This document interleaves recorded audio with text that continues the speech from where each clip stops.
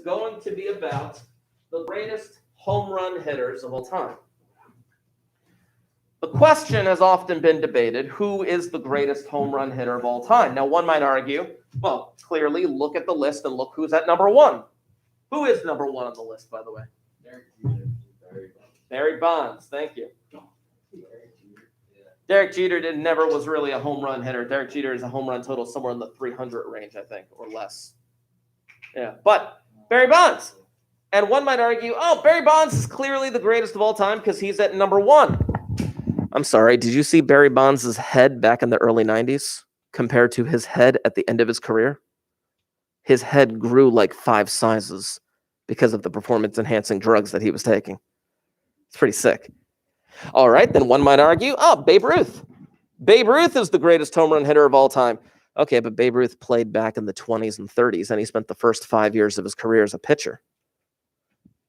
Okay. How do you compare people across different eras? How do you compare people who played in different stadiums? It's a little difficult. It is. It's very difficult. It's very subjective. So, this project that we are going to be working on over the course of several class periods is going to be dealing with, again, answering that question, who is the greatest home run hitter of all time? And unfortunately, we're not going to end the debate because the debate will continue forever and ever and ever.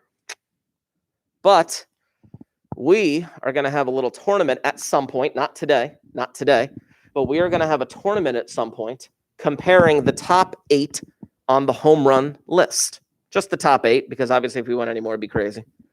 But these are the top 8 home run hitters of all time in the history of Major League Baseball. Say again? Hank Aaron.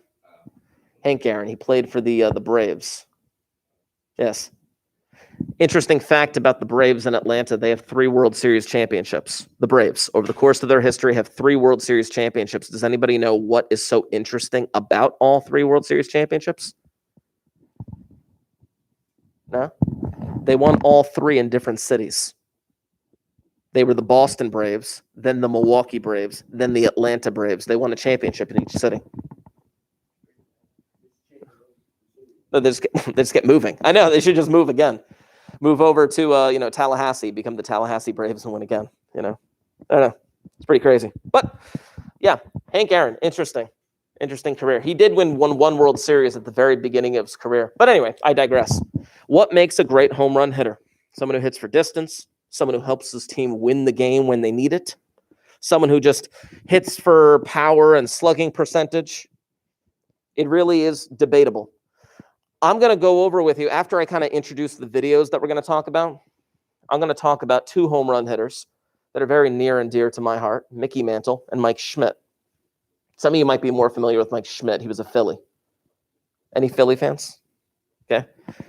Mike Schmidt, you know Mike Schmidt, right? Yeah. What position did he play? There you go. So he knows what he's talking about. Mickey Mantle, a little more near and dear to my heart, number 7. We're going to talk about that, New York Yankee. But let me introduce this a little bit farther with some of the videos that I have. I have some saved videos. And again, if you're on the live stream, unfortunately, can't really talk about the videos so much because, well, you might not see them as well. But you may be able to watch them at another time. So let's see what we got here. First, let's talk about sports science. It's going to go through the advertisement. Hey, what's with the stupid advertisements? What do you mean? Polka dots are out. There we go. So, what I want you to focus on first, the science of hitting a home run. Listen very carefully.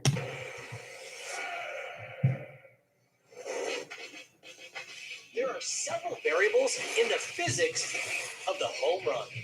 First, swing speed. The single most important factor in determining home run distance is bat speed. The average swing speed in the majors is around 70 miles per hour. But all things being equal, the faster you swing, the farther the ball will travel. Every additional mile per hour of bat speed adds about 6 more feet to a fly ball. By comparison, every additional mile per hour of pitch speed adds only 1 foot of distance. Next, launch angle. The ideal angle for a home run is 30 degrees.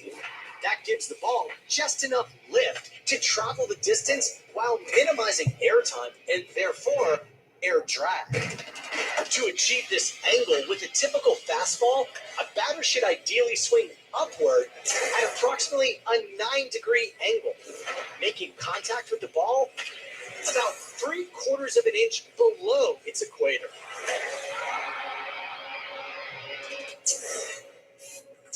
And with the 5-minute time limit in this year's home run derby, the ticking clock could also affect a home run swing.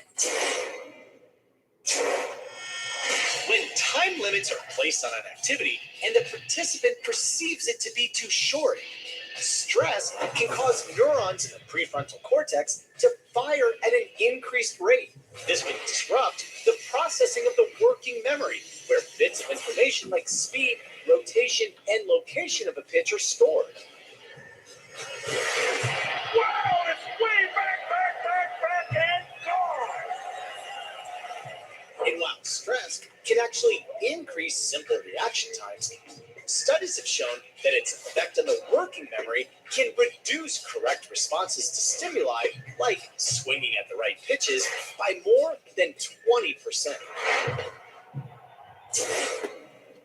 So how short is this year's 5-minute time limit? Well, consider this. The average amount of time per round for last year's winner, Yoenis Cespedes, lasted 7 minutes and 18 seconds. And his final round lasted almost a full 9 minutes. For ESPN Sports Science, I'm John Brinkins.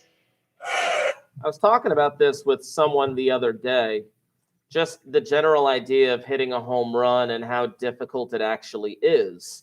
Somebody once said the hardest thing in baseball is to hit a round ball with a round bat. It's pretty insane.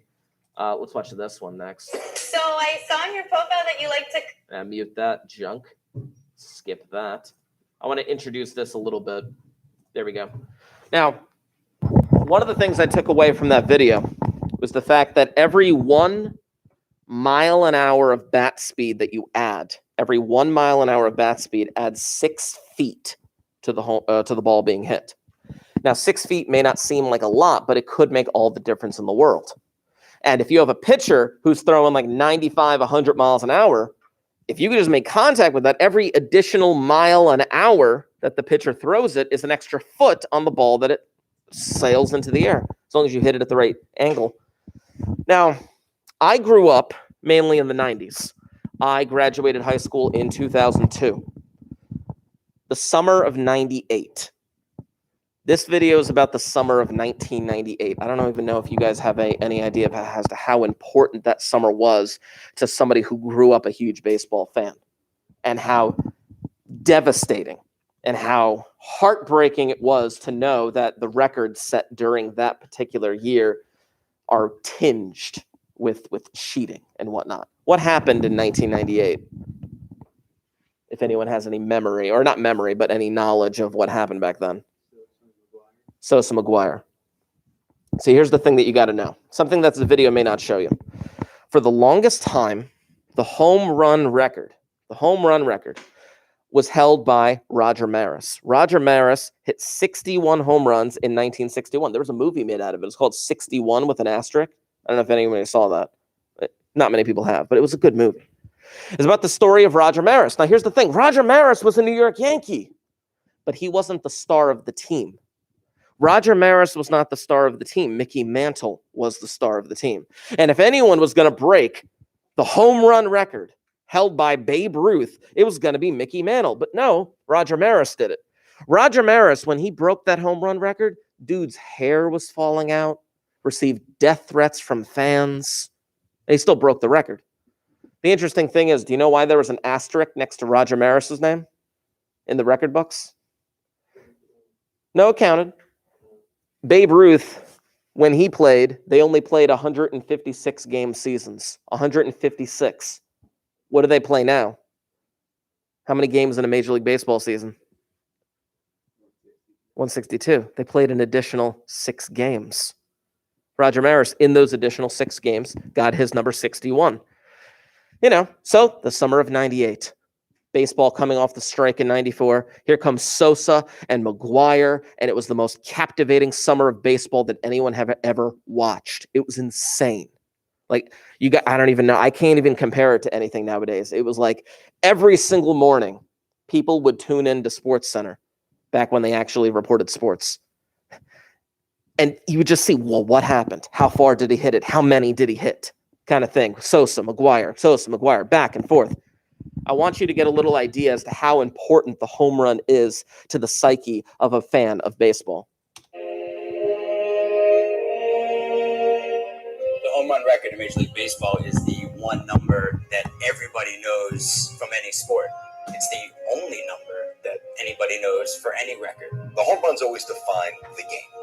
I think to put the home run record in perspective, I think you have to understand really what the home run means. That's always been the benchmark for the titans of the game. For any baseball fan, big numbers are eye-catching, and there's nothing bigger than a home run.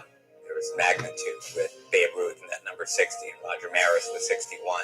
Roger Maris' single-season home run record was one of those untouchable records that you thought would never see broken. Well, the single season home run record, in terms of breaking that record, you're talking about the 98 season with Sosa and McGuire. It brought back baseball.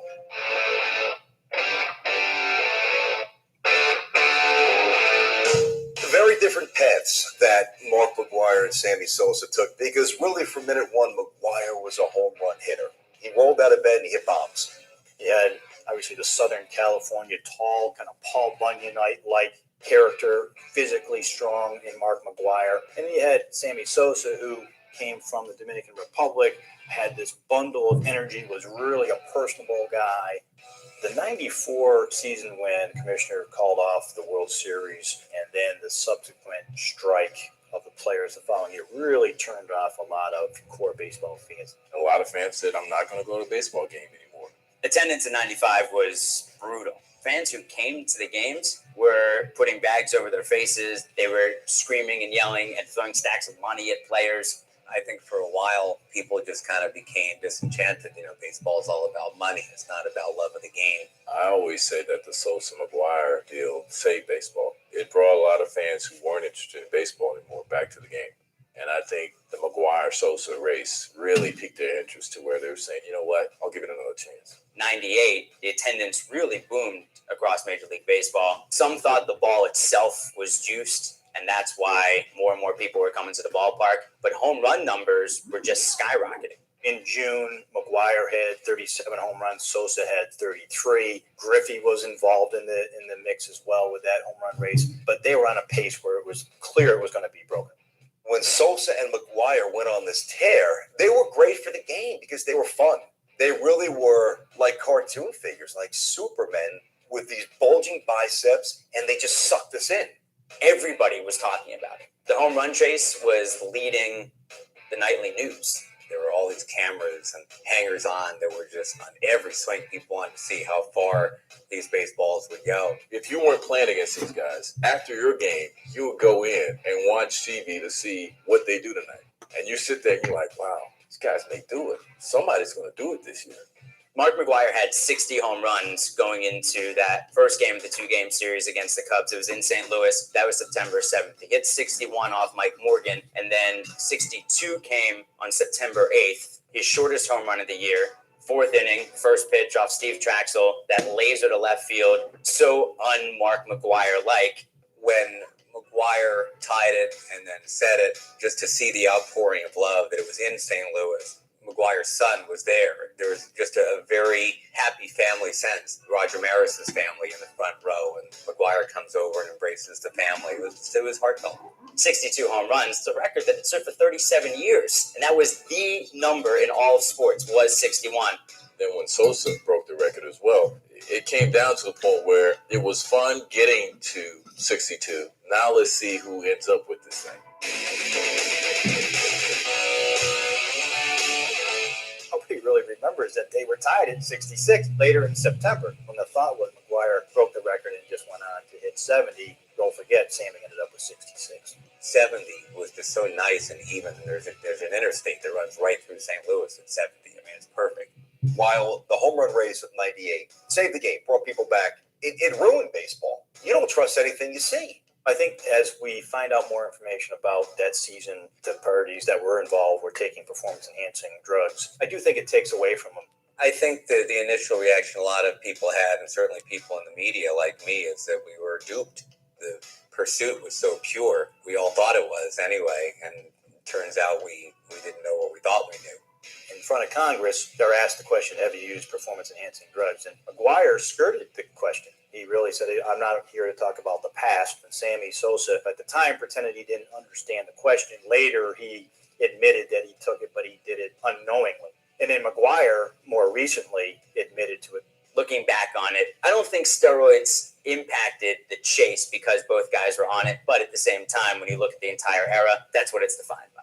It brought us back, but it's made us forever skeptical. I don't think we'll ever be taken on that ride again. That complete, unfiltered, youthful ride that is really what baseball is all about.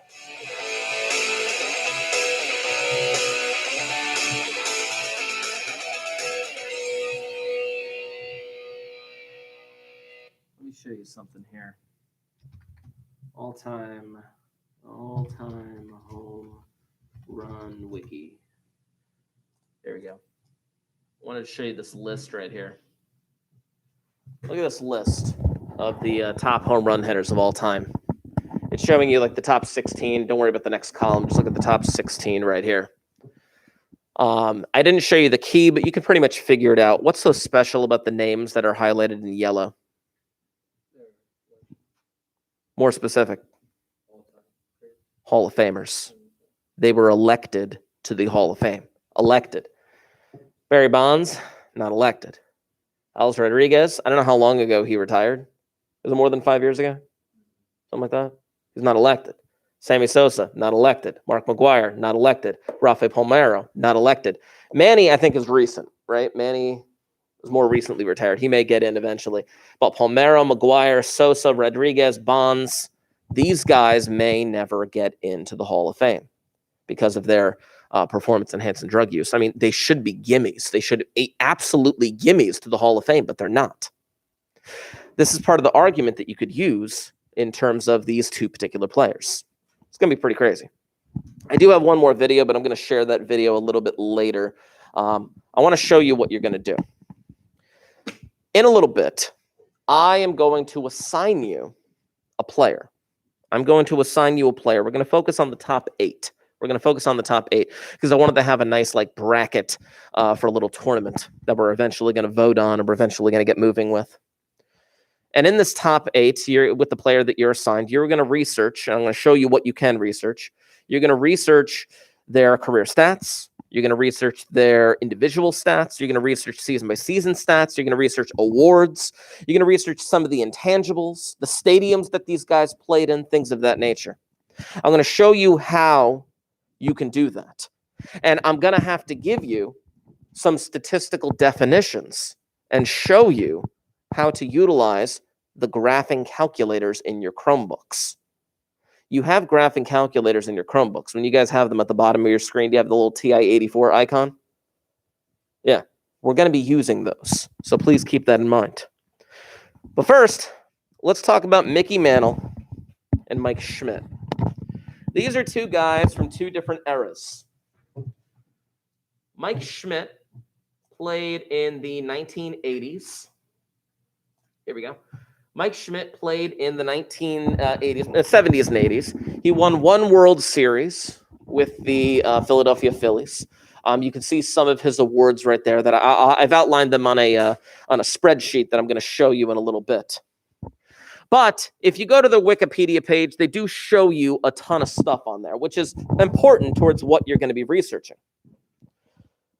If you scroll down a little bit, you can see some of his career stats right there, career highlights, blah, blah, blah, blah, blah.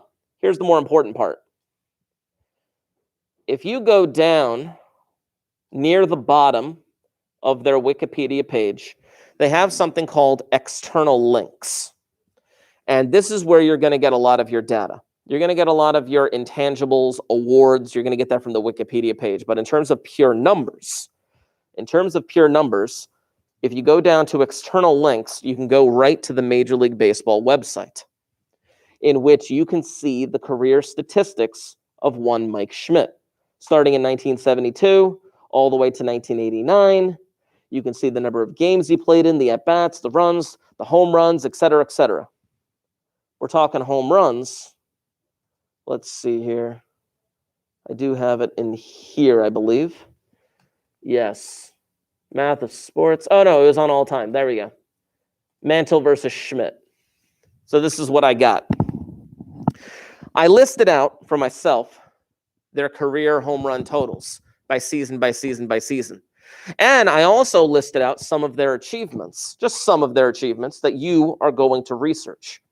Anything that you find to be important, anything that you find to be helpful, anything that you can use in an argument to support the player that you are assigned, you're going to use. For example, Mike Schmidt. Look at him. 1, 2, 3, 4, 5, 6, 7, 8. 8 times. 8 times. He led the National League in home runs. That's on his Wikipedia page. 3 times he won the National League MVP. What happened this year for Mike Schmidt in 1980 with the Philadelphia Phillies? Yeah. Won the World Series. Philly fan, right? You Philly fans. Of course you know. But the Phillies only won 1 World Series during his tenure. Just 1. Look at Mickey Mantle. The thing you should know about the New York Yankees during the 1940s and 1950s is that they were a beast of a team. They basically had anybody that they wanted. Any of the top prospects in the country wanted to play for the New York Yankees. And there was no free agency back then. So you couldn't just be traded to a team to improve them. You couldn't just sign like a multi-million dollar contract with a team because there was no such thing as free agency. If a team wanted to keep you forever, they had you. So he was a Yankee all his life, Mickey Mantle. Mickey Mantle only led the American League in home runs 4 times. He did win 3 MVPs, and he did win the elusive Triple Crown. Those baseball fans, what do you have to win in order? Or what do you have to lead? What categories do you have to be ahead in order to win the Triple Crown? It's got to be home runs. 2 more. Nope. Dan? It's RBIs. Somebody's music's playing really loud that I want to smash on the ground. Nope. Batting average. Home runs, meaning you hit for power. RBIs, meaning you're hitting your teammates in. Batting average, meaning consistently you're getting hits. If you lead in those 3 categories, you win the Triple Crown. Winning the Triple Crown is very rare. It just happened a few years ago with Miguel Cabrera? Yeah. And that was like the first time in like decades that somebody had won the Triple Crown. Just saying, Mickey Mantle won it. Insane. But who is the best home run hitter of all time? Oh, watch feet. Now, one might argue Mickey Mantle is more famous. Here's an interesting website that I'm going to send to all of you. Huh? I'm about to explain. This website will show you the historical dimensions of a ballpark depending on the decade that you pick. So, for example, Mickey Mantle played during the 1950s, and he played in Yankee Stadium. Here's Yankee Stadium in 1957. I mean, it was built in 37, but they didn't really change the dimensions. You could say 1958, Yankee Stadium, that's what it looked like. Now, what do you notice about the outfield in Yankee Stadium? Yeah. Oh, heck yeah. Which means it's very beneficial to left-handed hitters. Which Roger Maris, talked about him earlier, Roger Maris was a left-handed hitter. Depending on the stadium that you played in. Meaning if you were a right-handed hitter, you didn't really have much luck at Yankee Stadium. No one's stadium's this big nowadays. That's insane. Mickey Mantle, was he a lefty or was he a righty? Trick question. He was a switch hitter. Yeah. He could do whatever he wanted. He was a very talented man. Interesting story about Mickey Mantle that you won't see in his statistics. The man was injured for a lot of his career. The man was injured. He was playing center field for the Yankees. Oh no, I think he was playing right field or something for the Yankees. He was playing one of the outer field, left field or right field for the Yankees. And I think he deferred to another player who's playing center field. And when he stepped back, he stepped on like a sprinkler head. Yeah. And like broke something. And he missed like a huge part of that season. Like, dude missed a lot of time, and I'll show you that in his individual games. Time lost is a big deal. Now, let's talk about Mike Schmidt. Mike Schmidt played for the Philadelphia Phillies. 1977. Philadelphia Phillies. Veterans Stadium. What do you notice about Veterans Stadium in 1977? Yeah, very even all the way around. Not really much of an advantage to a left or a right-handed batter, depending on the stadium that you play in. It really makes a difference as to how many home runs you could potentially hit. For example, what's so special about Fenway Park? The Green Monster. If you look at the dimensions for Fenway Park, I mean, depending on where you're playing, there's Fenway Park. Look how lopsided that is. 315 feet to the Green Monster. That is not a lot. But you got to hit it over. If it hits the Green Monsters, it's a ground rule double. Or no, it's not even a ground rule double. You could play it off the wall, right?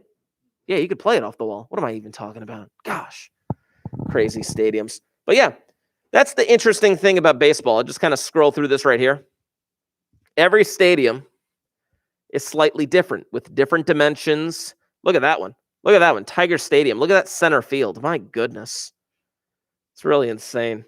Can I get the New York Giants on here? Let me go back to 58 and let me look at the New York Giants.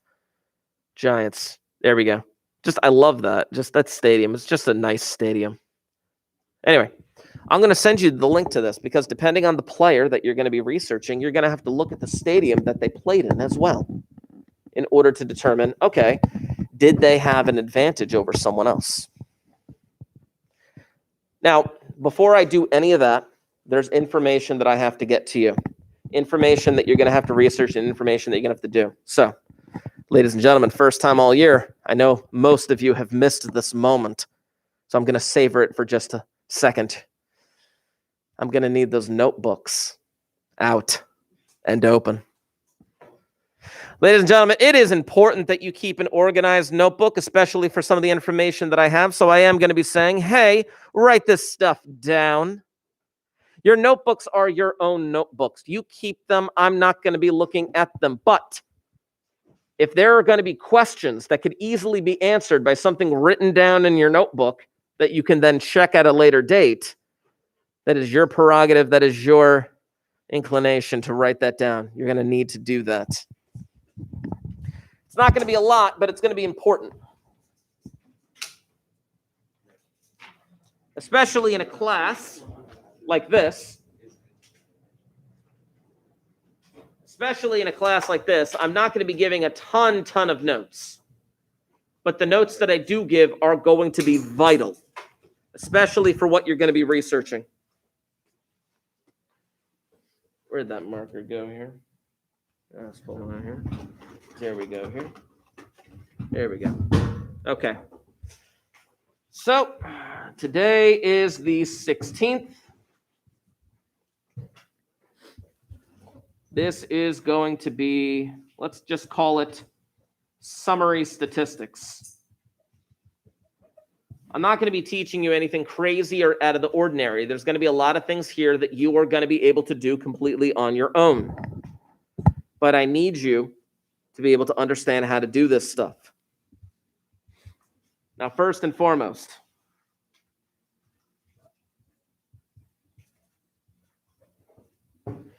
X bar equals mean. What is the mean of a set of data? What's another word for that? Average, yes. Now, the reason why I write that thing there that says X bar. Hello, Anthony.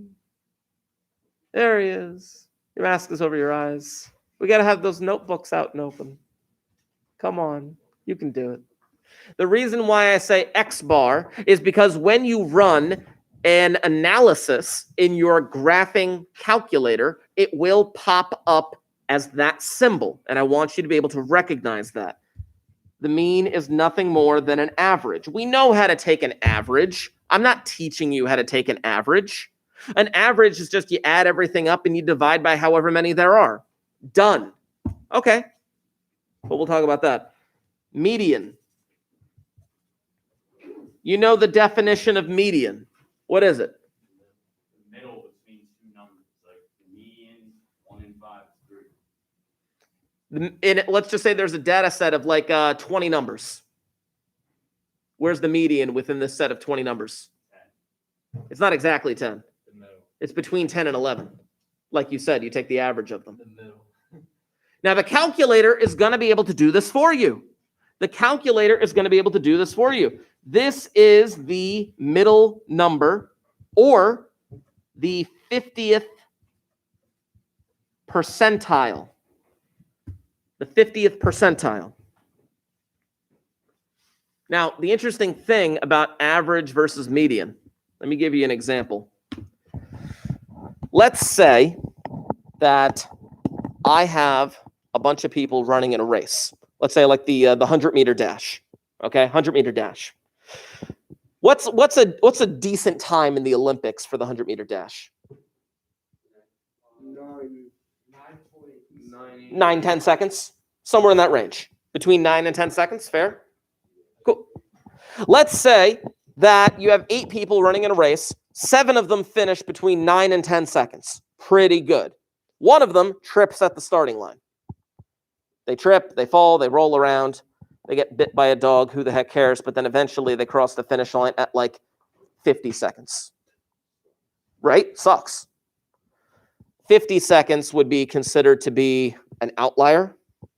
50 seconds would destroy the average. Wouldn't 50 seconds destroy that average of all the people running in that race? You have 7 of them running in 9 to 10 seconds, but then you got 1 of them who ran in 50 seconds, destroying that average. So that average would then be like 11 or 12. But that average doesn't represent what that thing should be about. That's why a median is a better measure of central tendency. The median is a better measure of the center under a certain circumstance. So let me write this down here. If data is skewed, now when I say skewed, I'm referring to data that looks like this, or data that looks like this. When I say data that is skewed, and I'm going to show you how to do this on the graphing calculator. It's going to be so very nice on the graphing calculator. If you have data that is skewed, then use median. And I'm going to use another phrase here that I'm going to tell you what it is in a little bit. Something called IQR. You don't know what IQR is yet. You don't know what IQR is yet, but I am going to show you in a little bit. In Algebra 2, I don't believe so. You might have. I don't know. Anyone know what IQR stands for? We'll get there. We'll get there. We'll get there. We'll get there. If data is symmetric, now symmetric is a geometry term that I'm sure you've blocked out of your mind because geometry gives you what, PTSD? I'm assuming. If your data is symmetric, then use mean and something I'm going to call standard deviation. Something I'm going to call standard deviation. I'm going to define what standard deviation is in a few minutes.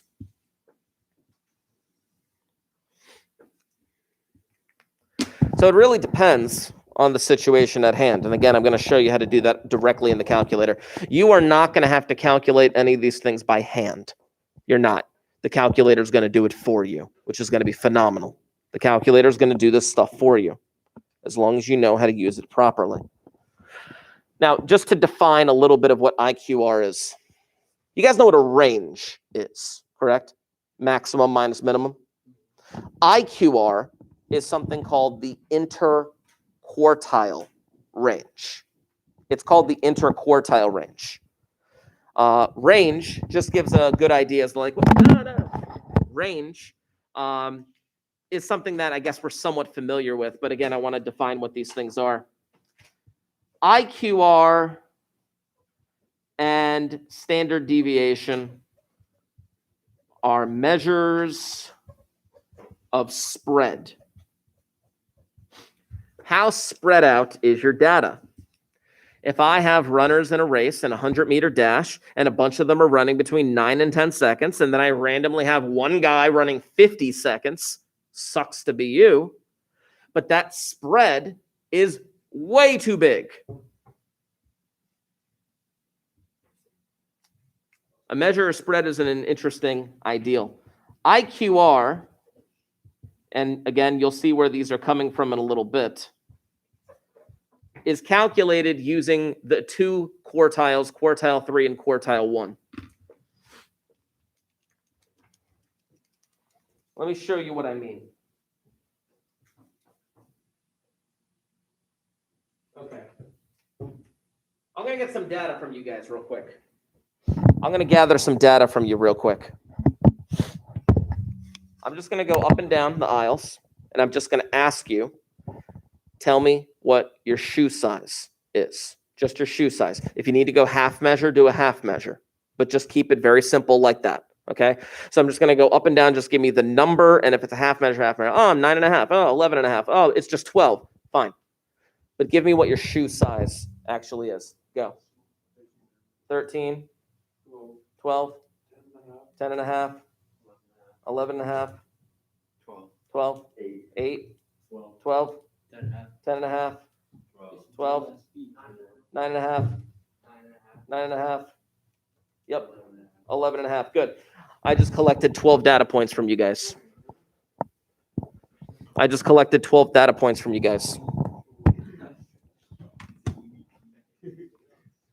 Now look at this. This is what you're going to do with the home run hitters. You're going to collect their data in terms of home runs. But watch this calculator. You have a TI-84 calculator. It's going to focus in a moment. There it is. You have a TI-84 graphing calculator that you're going to utilize. When you enter your data, whatever the home runs are, you're going to hit, and I'm going to write this information down a little bit, but you're going to hit the button stat. If you hit the button stat, and I'm going to show you where that is, the stat button will take you to this screen. If you hit the word edit, it'll take you to this screen. Oh, look, there are your shoe sizes. That's where I entered in all of your data. I entered it into the first list. And you can see I got 12 of you in here right now. I entered in all of your data right there. Now check this out. If you hit stat and tab over to this word called calc and hit enter, it's going to run what they call a one variable statistic. Boom.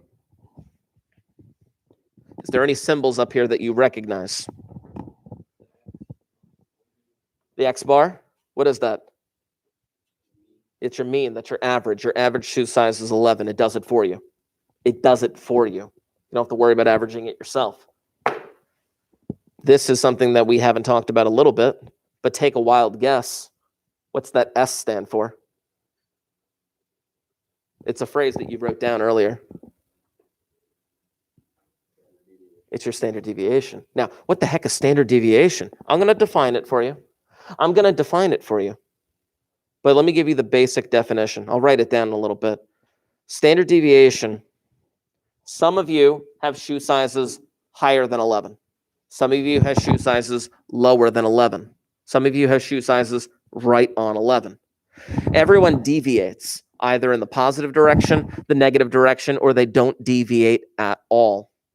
If I were to take the deviations of all of you, whether you're positive or negative, and then make all the negatives positive, like absolute value, standard deviation is like average deviation from the mean. What is the average deviation? If I were to pick someone at random, they would deviate on average about 1.43. That's what standard deviation is. The smaller the standard deviation, the more consistent the data is. The smaller the standard deviation, the more consistent the data is. Take a wild guess. What do you think this is?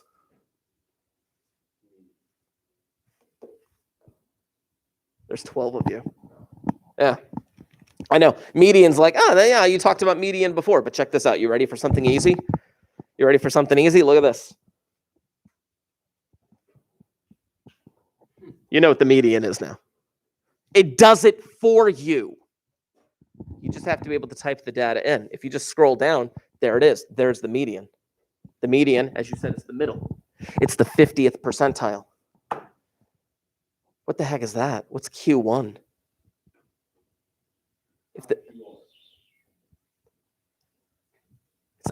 You calculate IQR with it. What do you think the Q stands for? Quarter. It's the first quarter, meaning that this is the 25th percentile. And this is the 75th percentile. Yeah, these are what they call quartiles. You calculate the interquartile range by taking these two numbers and subtracting them. So your interquartile range would be 2. Let me just show you a graph real quick. Check this out. I'm going to show you the easiest way to get this thing too. Check this out. Boom. Wait, give it a moment. It didn't do it. Oh, I didn't turn it on. There it is. Yes. I got to write you a pass. What the heck is that? That, ladies and gentlemen, is the histogram of your data. That is the histogram of your data. I'm going to show you how to do this. It's going to be so great. What is this? 9:30. Today is the 16th. There we go. Chapow. Just walk behind the camera. Or not in front of it. Yeah. So, ladies and gentlemen, let me just show you very briefly how to do this so you're able to do this on your own for whichever player you are researching. Back to your notes real quick.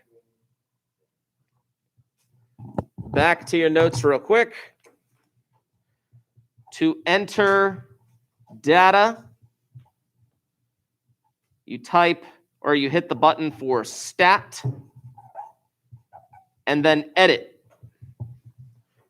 On your graphing calculator, and I'll zoom in a little bit here so you can see it. Here we go. On your graphing calculator, and you have these on your computer, the TI-84, the stat button is right here. Stat button is right in the middle center almost of the whole thing. If you hit that stat button, and then hit enter on the word edit, that is where you're going to enter your data. That is where you're going to enter your data. What's interesting about your Chromebooks, when you guys open the calculator, it automatically resets the calculator. Let me just actually say this for everybody in the stream as well. This is a caution to all of you. If you enter data into that list and then close the calculator, and then reopen it, it'll say RAM cleared. For those of you who have the Chromebooks open right now, open your calculator. Open your calculator. The moment that you open that calculator, it says RAM cleared automatically. Does it? Yeah. Which means that if your RAM was cleared, all of that data that you entered is gone. So please be careful.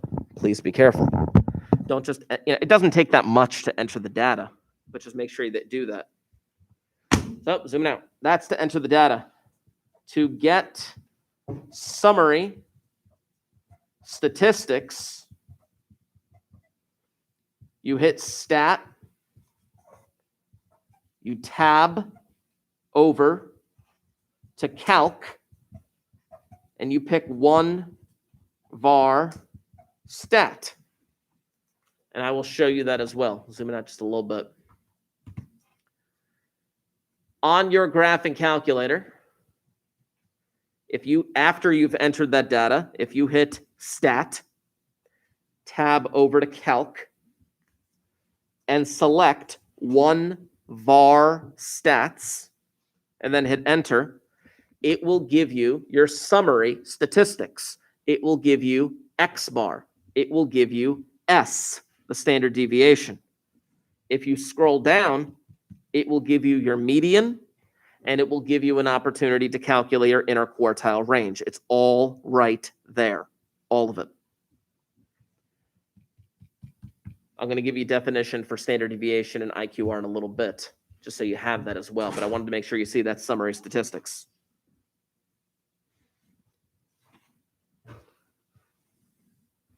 To see graph, if you want to see the graph of your data, first you got to hit second and y equals. If you want to see the graph of your data, you got to hit second and y equals. Enter plot 1. Turn it on. Select proper graph.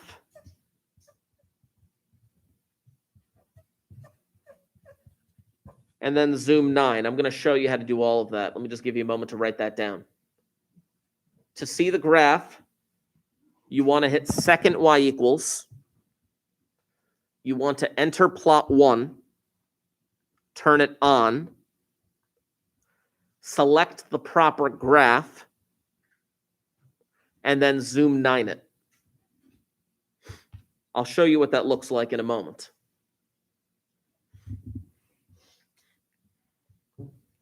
Let me zoom in on this. Zooming in, zooming in, zooming in. There we go. Get out of that. There we go. So with my data in there, there's all my data. Fantastic. If I hit second y equals, it'll take me to this. Enter on plot 1. You turn it on just by flipping the switch by on to off. You just hit enter on the word on. You select the proper graph, which typically is going to be this histogram right here. This histogram is going to give you a good idea as to whether or not your data is symmetric or skewed or things of that nature. You could, if you want to, go over here as well. Do you guys know what this graph is? The one that I'm highlighted on? It's called the box and whisker plot. Something that you may not have ever seen unless you took like an advanced like statistics course or something like that. But now watch this. Oh, let me go back actually. Let me turn it back to histogram because that's the one I want. And then I say zoom 9. Look at that zoom button, zoom right in the top middle that I'm pointing at. If you hit zoom and then just type the number 9, it'll give you the proper image as to what that looks like. Most of you got big feet. Yes. Well, what do they say? Go ahead. Continue. Continue.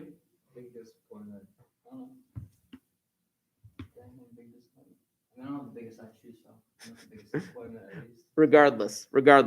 My point being, I wanted to see how far you'd go with that. My point being, though, that now here's the thing. You guys are all seniors, and you guys are all guys. Do you think that you are representative of the average shoe size in this school? There's little kids roaming around here, bro. Stupid freshmen. Yo, they are tiny. They are like short. I know they are. My point is, though, it's like this is a good representation of it, but technically your data is not symmetric. It looks a little bit skewed, but that's neither here nor there. It looks a little bit skewed according to the image that I drew earlier. Well, you could, but that would be a little impossible. I mean, what if you just like send the doc out and then... So, regardless, ladies and gentlemen, this is what I would do, and this is what you are going to do when you research your players. Watch this. When I research my players, I'm looking at someone like, let me go back actually to Mike Schmidt. If I'm going to research someone like Mike Schmidt, yes, note his career highlights. Note whatever you believe is important towards making him look like the better home run hitter. There are other statistics that I will point out that you could do, but we'll talk about that in a little bit. Now, in terms of Mike Schmidt, look at this. I could look at someone like Mike Schmidt. Actually, let me type in his data real quick so you can see exactly what I'm referring to. 118, 36, 38, 38, 38, 21, 45, 48, 31, 35, 40, 36, 33, 37, 35, 12, and 6. There we go. That looks about right. Now look at this. Here is Mike Schmidt and his information. If I'm researching Mike Schmidt, and this is something that you can do after you've typed in his data, I'm going to do one VAR stats. And I'm going to be like, oh, wow, Mike Schmidt on average, had about 30.4 home runs per season. Cool. 548 career. So I'd be like, oh, so he had an average of 30.4. He had a standard deviation of 13.25. Okay. Yes, there were 18 seasons that he played in. Scroll down, scroll down, scroll down. Interesting. His interquartile range, which I told you was Q3 minus Q1. What is that? 17 is 17. I'll have to look at the graph in a little bit. And his median is 35.5. Now, there's other intangibles that I can look at when researching Mike Schmidt. Yes, look at maximum of 48. He never hit 50 home runs in a season. Yes, he did have one season where he hit one home run. Oh, watch out, sorry. He did have one season where he hit one home run, but perhaps I should look into the details of that. If I look into the one season that Mike Schmidt hit one home run, oh, there it is. Look how many games he played. Can you read that? 13. He only played in 13 games that season. It makes sense that he would only hit one home run that season. Perhaps that would be considered a little bit of an outlier. If you look at games played, yeah, he was pretty consistent. There was one season here where he only played 102 games. But you got to know your baseball. Was Mike Schmidt injured during 1981? No. It was a strike-shortened season. It was a strike-shortened season in 1981. That's something that you might have to do a little research on. You got to look into these guys' careers. You got to look into these guys' careers. You got to look into the details as to what's going on with this thing. This guy may have been very consistent compared to other people. You could also look at, of course, batting average and RBIs and all that fun stuff. You want to be comparing this. I talked about the number of times he led the National League in home runs. Something interesting there. You know, what's the main difference in batting order between the American League and National League? What is the main difference in batting order? DH. In the National League, there's no designated hitter. None. Which means they pretty much put their pitcher up to bat, and the pitcher sucks at hitting. It's not an automatic out, but most likely it's an out. Which means Mike Schmidt, game in, game out, because he's in the National League, might not get as many at-bats as everyone else in the American League. In the American League, maybe they have more of an opportunity to be at-bat. Let me look at Mickey Mantle. If I'm looking at Mickey Mantle, again, you can look at his career statistics, all that fun stuff. But then if you scroll down to the bottom and click MLB for external links, you will see this guy's career statistics. And you'll see something kind of interesting. As I mentioned, his first season, he only played 96 games his first season. His first season, he got injured. But then look what happens in his later career. Later on in this guy's career. Later on in his career, when he could have been playing like whole seasons, he went like, imagine it was 162. They changed it at some point. 153, and then 123, and then 65. Dude only played 65 games that season. Then 143, 122, and then 108. He only played 108 games that season. Then 144 and 144. Obviously, the older that you get, the less productive you are in terms of being able to hit home runs and whatnot. That's just the name of the game. So here's what's going to happen.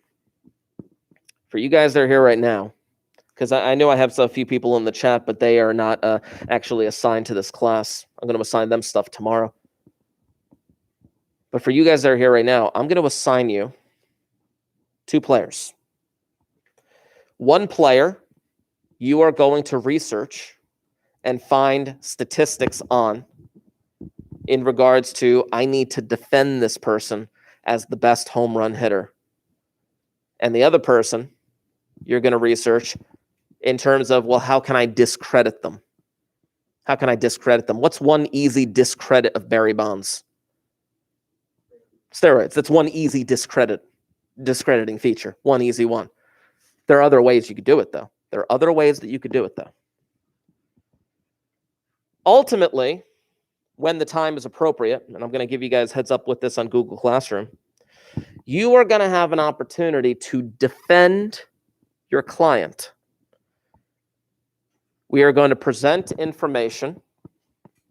You're going to tell me your arguments for why this person is better than the other one. And then ultimately, we're going to have a class vote. And in this class vote, we're going to have actually 2 class votes when we start this. Right here. You guys are going to start by being assigned one of the 2 guys in red. You're going to be assigned one of the 2 guys in red. The other class is going to start with the guys in blue. That's where we're going to start researching this. Oh, remember I said ongoing? I said that at the very beginning. Ongoing, multi-class period thing. You're going to say, partially in class, partially on your own. You're going to say, it's all going to be in the Google Classroom assignment. It's going to be great. Now, there are, what did I say? There were 12 of you in here? Yeah, there's 12 of you in here. I'm going to split you up 6 and 6. Now, obviously, you're not going to be moving.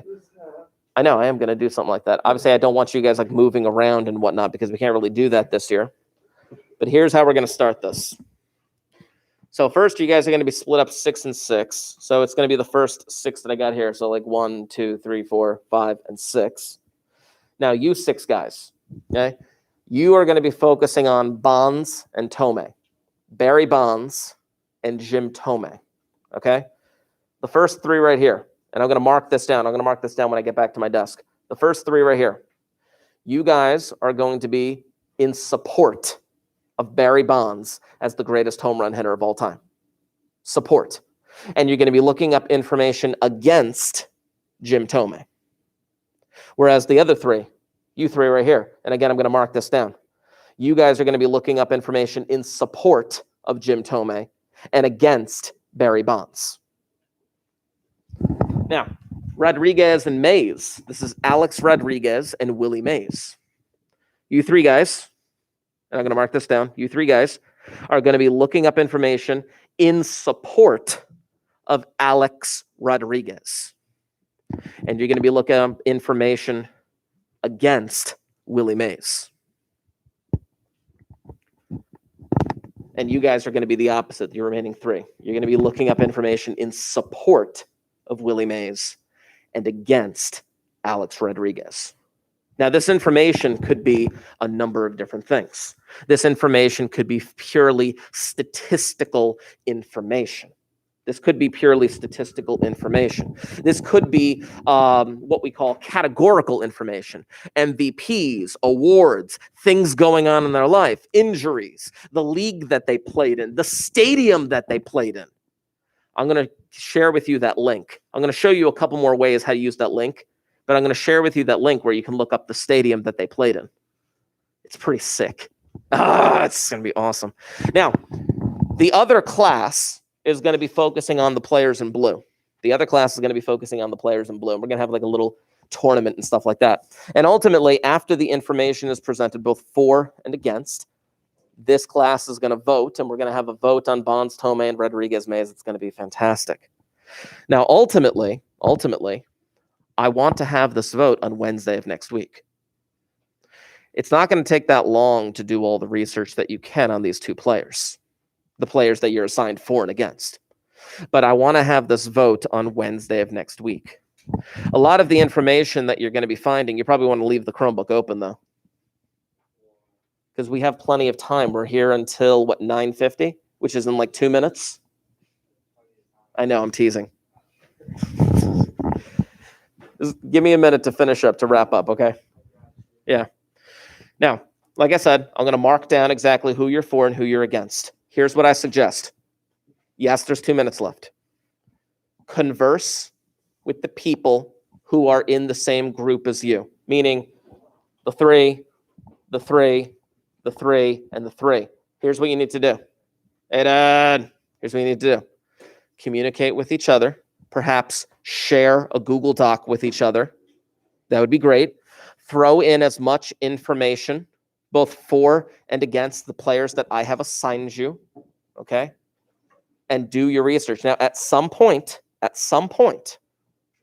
I am going to be assigning a Google Classroom assignment in which you will have to submit something on your behalf in regards to this whole debate. And then when we come in on Wednesday, you are going to have an opportunity to show information for the guy you're supporting and against the guy that you're obviously against. And then the other side will have their argument, and then we will have a class vote. And we'll kind of see where we go from there. More of this information will be in that Google Classroom thing. I should be posting it before I leave the building today. But this is your first big research thing. And like I said, Aiden, before, this is going to be a multi-class thing. And eventually, it's going to lead to a final project for this unit. It's going to be great. Anyway, I'm going to sign off for the chat. The bell's going to ring in like a minute. And we'll go from there. Click.